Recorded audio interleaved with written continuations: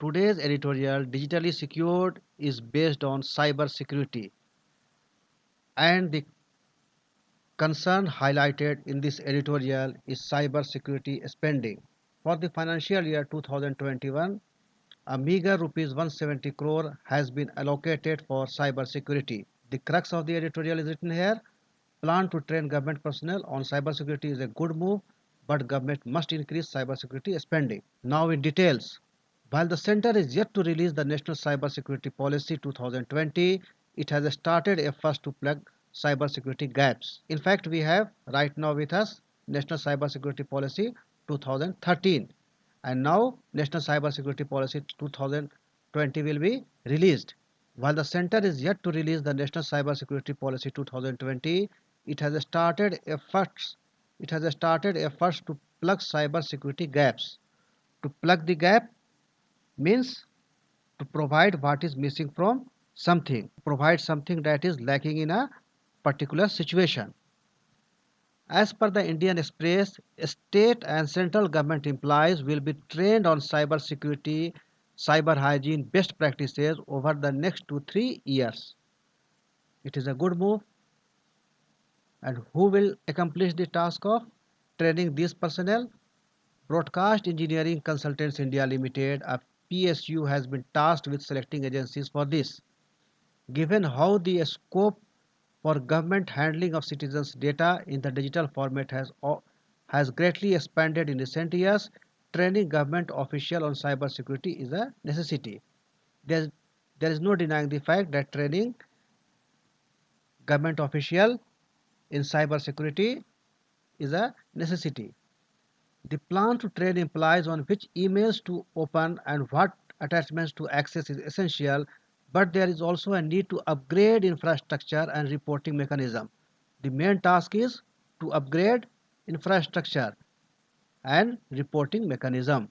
India was one of the first countries to have a national cyber security policy, but the policy focused on the private sector's cyber security readiness while there was a little oversight on the government's readiness.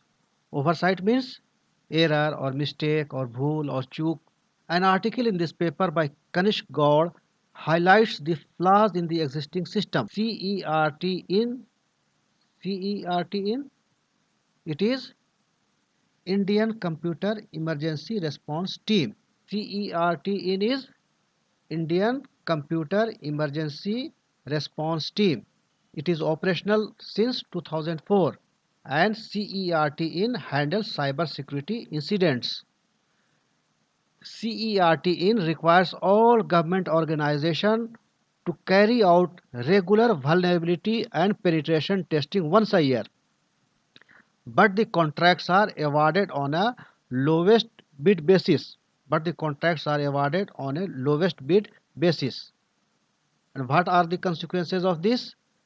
Most auditors, Gaur says, thus end up using open source software which detect little in terms of vulnerabilities, and thus the whole purpose of vulnerability testing is defeated.